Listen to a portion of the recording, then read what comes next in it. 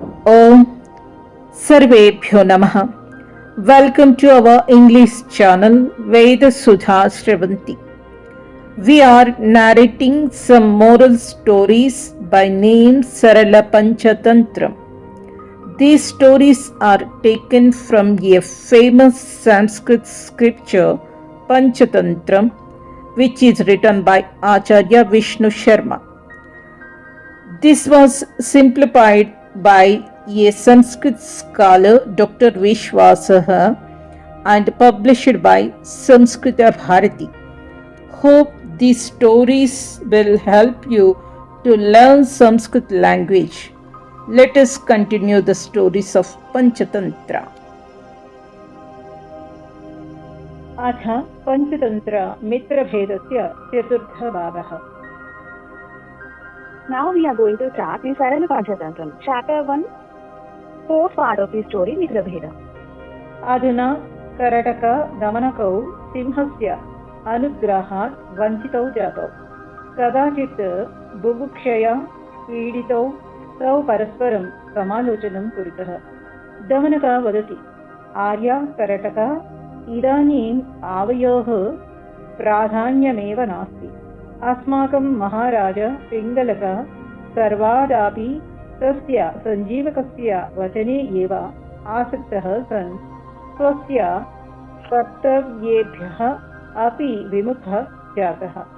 सेवकजनाः अपि तं परित्यज्य गतवन्तः. अधुना किं कर्तव्यम्? Now, Karataka and Damanaka, deprived of the lion's favor, became increasingly frustrated. Once, suffering from hunger, they had a discussion. Damanaka said, "Dear Karataka, we no longer have any influence. Our king Pingalaka is always captivated by Sanjeevaka's words and has even abandoned his royal duties. The other servants have also left him. What should we do now?" करटकः वदति, भवान् एतं तृणभोजिनं वृषभं सिंहराजस्य समीपम् आनीतवान् यत् तेन त्वया दोषः कृतः इति. दमनकः तत् अङ्गीकुर्वन् अवदत्, सत्यम्, अत्र ममैव दोषः. Karataka replied, "It was your mistake to bring that grass-eating bull to the lion's court in the first place." Damanaka acknowledged this and said, "Indeed, this is my fault."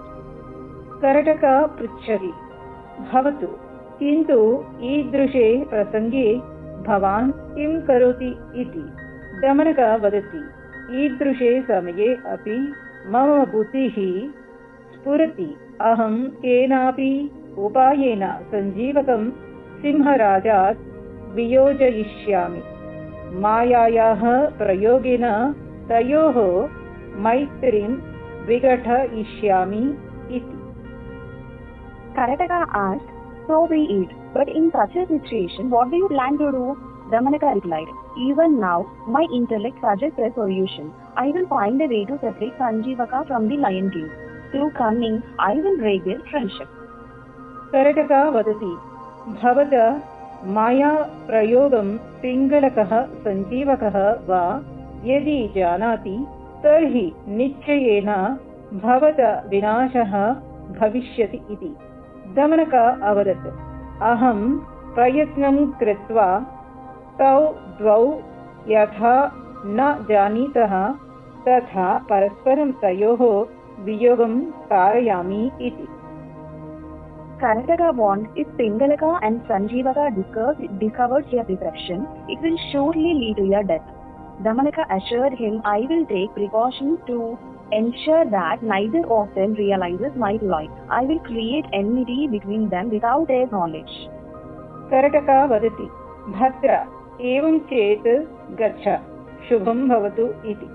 दमनकः पिङ्गलकस्य समीपं गत्वा तं नमस्कृत्य पुरतः उपविष्टवान्. पिङ्गलकः पृच्छति, भद्र, किं बहुकालानन्तरं दृष्टः त्वम् इति. Karataka said, "Very well, go ahead. May fortune favor you. Damanaka then went to Pingalaka, bowed respectfully and sat before him. Pingalaka asked, "Friend, why have you not been seen for so long?"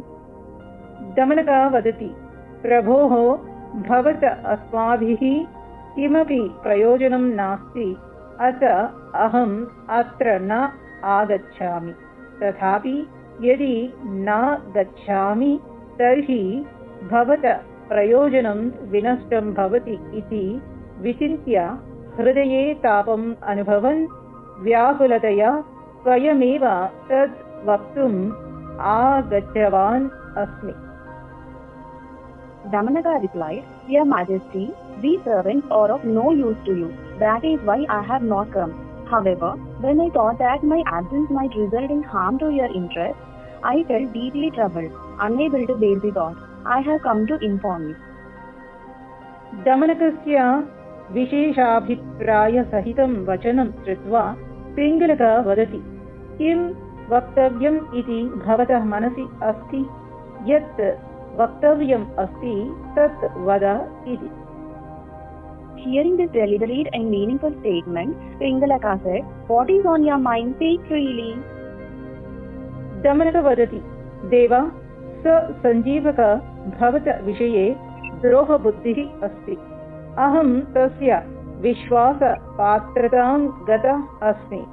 मां स एकान्ते एवम् उक्तवान्, भोः दमनक, भवत नृपस्य पिङ्गलकस्य सारत्वं किम् असारत्वं किम् इति मया परिशीलितम् अस्ति।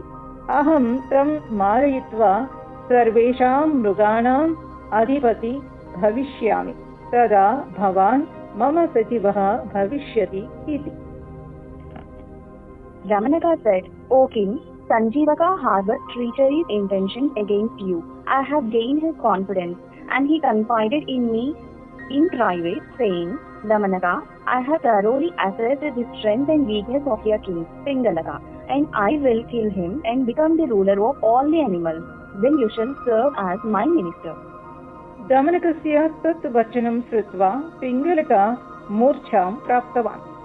किञ्चित् कालानन्तरं चेतनां प्राप्य कथमपि दमनकं वदति, सञ्जीवक, मम प्राणसमः सेवकः, स कथं मयि द्रोहाचरणं चिन्तयति इति। Hearing this, Pingalaka was overcome with shock and fainted. After some time, regaining his senses, he somehow managed to ask Damanaka, Sanjeevaka is like a soulmate to me, my dearest servant too. How could he possibly think of betraying me? दमनकः वदति, देवा, सेवक एव भवति इत्येतत् नियतं नास्ति। वस्तुतः तस्मिन् सञ्जीवके कोऽपि सद्गुणः नास्ति। तस्मिन् कः गुणः अस्ति इति मत्वा भवान् तं समीपे स्थापयति। यदि भवान् एषः महाशरीरः अस्य सहायेन अहं मम शत्रून् मारयामि इति चिन्तयति तर्हि तत् न शक्यते, यतः एषः तृणाहारी अस्ति। भवतः शत्रवः तु मांसाहारिणः, अतः अस्य सहायेन भवतः शत्रूणां निग्रहणं न सम्भवति। तस्मात् एतं कथमपि मारयतु इति। Damanaka replied, O king, it is not an absolute truth that a servant always remains loyal. The fact is, Sanjeevaka possesses no virtue. What qualities do you see in him that warrant keeping him close? If you think this large-bodied creature will help me conquer my enemies, it is not feasible. He is merely a grass eater, while your enemies are flesh eaters. Thus, his help is of no use in overcoming them. Therefore, it is better to kill him at once. पिङ्गलकः वदति, पूर्वं मया भवतः वचनेन एव अस्य अभयप्रदानं कृतम्।